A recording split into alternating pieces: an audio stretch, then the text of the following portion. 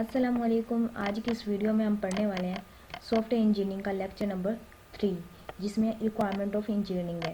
जिसमें हमारे सबसे पहले जो रिक्वायरमेंट आती है वो हमारे पास ये 3 रिक्वायरमेंट आती हैं। ठीक है, अ कंडीशन और capability need by the user to solve a problem और अचीव एन ऑब्जेक्टिव। मतलब अगर हमारे पास कंडीशन मतलब कैपेबिलिटी की ज़रूरत होती है, हमें सलाहियत की ज़रूरत होती है यूज़र की टू सॉल्व अ प्रॉब्लम, हमारी जो प्रॉब्लम है उसको सॉल्व करे। ठीक है, और हमारे ऑब्जेक्टिव तक लेके जाए। ठीक है, पहली कंडीशन होगी। दूसरी कंडीशन क्या है? Must be processed by the system और system completely satisfy a contract. मतलब जो आपका जो कॉन्ट्रैक्ट हो, और मतलब आपने जो यूज़र ने हमें जो दिया है, हम फ़र्ज़ करें हमें रिक्वायरमेंट दी है, तो उसके लिए कॉन्ट्रैक्ट होना ज़रूरी है। आप उसको एनालाइज करें कॉन्ट्रैक्ट, मतलब आप ताकि वो अपनी बात से फिर ना सके, कॉन्ट्रैक्ट होना ज़रूरी है। फिर डॉक्यूमेंटेशन रिप्रेजेंटेशन ऑफ कंडीशन और कैपेबिलिटी एज इन 1-2, मतलब 1 से 2 पेजों पे डॉक्यूमेंटेशन का मतलब होता है कि ना सबूत हो आपके पास कि उसने मतलब आपको ऑर्डर दिया है कि नहीं दिया। ठीक है, जो आप सर्विस प्रोवाइडर हो या नहीं सर्विस प्रोवाइडर हो, तो मतलब कस्टमर ने जो आपको जो चीज़ कहा है, जो जो रिक्वायरमेंट कही है, ठीक है, उनके लिए आपको डॉक्यूमेंटेशन का होना बहुत ज़रूरी है। तो डॉक्यूमेंटेशन का ध्यान रखें, डॉक्यूमेंटेशन का होना ज़रूरी है, बस यही बात है और कुछ नहीं है इसमें। ठीक है, आ जाते हैं हमारे पास इंपॉर्टेंस ऑफ रिक्वायरमेंट्स है। ठीक है, इंपॉर्टेंस ऑफ रिक्वायरमेंट की जो है ना 46 यहाँ पे है। This problem has been study. SW का मतलब होता है सॉफ्टवेयर इंजीनियरिंग, सॉफ्टवेयर ये होता है। This problem has been study in great detailed and has been noted that 40 से 60% of all defect found in software project can be traced back to poor requirements। जिनकी requirement अच्छी नहीं होती उन्होंने मतलब एनालाइज किया, इन्होंने एक एनालाइज किया जिसके ज़रिए पता चला कि 40-60 जो थे हमारे पास, जो सॉफ्टवेयर थे उनके पास वो क्या हो गए, हमारे पास क्या हो गए, पुअर रिक्वायरमेंट्स की वजह से डिफेक्ट हो गए। ठीक है, मतलब आप फ़र्ज़ कर लेते हैं हमारे पास यहाँ पे दिया हुआ है एक हाउस की एग्जांपल दी हुई है कि एक हाउस जिसको ना आप रेंडमली बना लेते हो। ठीक है, जिसके मतलब रेंडमली बना लेते हो, जिसको बस ये होता है कि बनाया बस ख़त्म किया ना, बस घर बनाना है, तो उसको बगैर मैप के कुछ भी ना लेआउट्स डिफ़ाइन किया, कुछ भी नहीं डिफ़ाइन किया, बस आपने घर बना लिया। आप घर बना लिया तो वो कैसा होगा, लगेगा खूबसूरत? नहीं लगेगा, बनिस्बत उसके जिसको आपने एक मैप के साथ बनाया, उसका एक लेआउट डिज़ाइन किया है,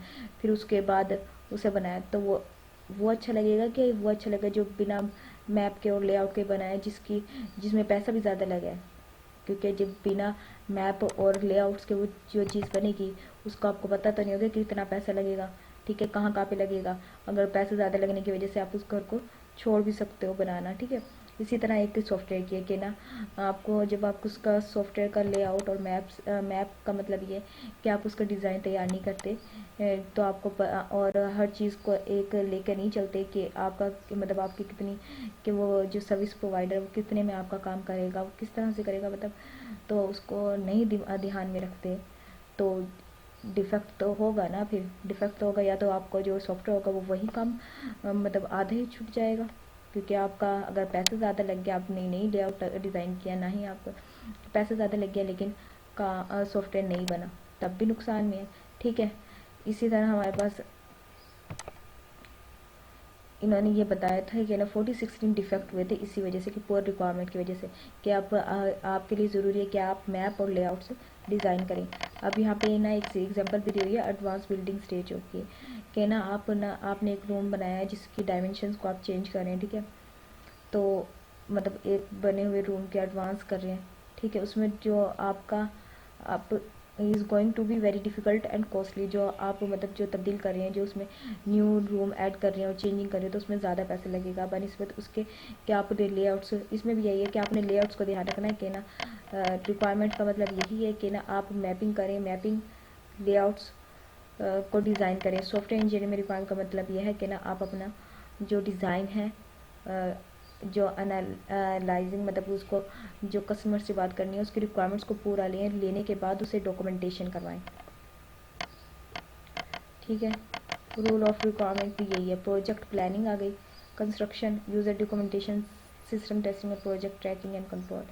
मतलब यही सिर्फ इस पूरे जो चैप्टर में खुलासा यही है कि सॉफ्टवेयर रिक्वायरमेंट, सॉफ्टवेयर इंजीनियरिंग की जो रिक्वायरमेंट हमारे पास सिर्फ वही है कि ना फ़र्ज़ करें आप एक सॉफ्टवेयर मतलब सॉफ्टवेयर हाउस में काम करते हैं और आपके पास एक ना क्लाइंट आया, उसने कहा है कि ना मुझे सॉफ्टवेयर बना के दो, तो क्या फिर आप ऐसे ही बना दोगे, रैंडम बना दोगे? नहीं ना।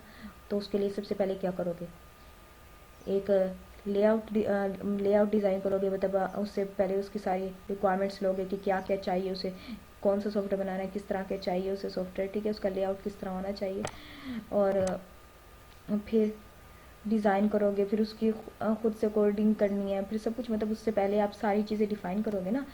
जैसे आप कपड़े वाले के पास जाते हो तो वो जो अपना बिल वगैरह लगा के फिर आपको कपड़ा देता है, इसी तरह सॉफ्टवेयर इंजीनियर भी है कि ना आपने मतलब जो आपको सर्विस प्रोवाइड कर रहा है वो सबसे पहले अपनी अपनी मेहनत का भी तो लेगा ना।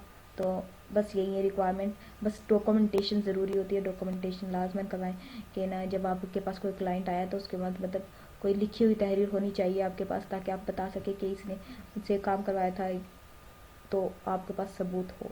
ये होती है सिर्फ रिक्वायरमेंट।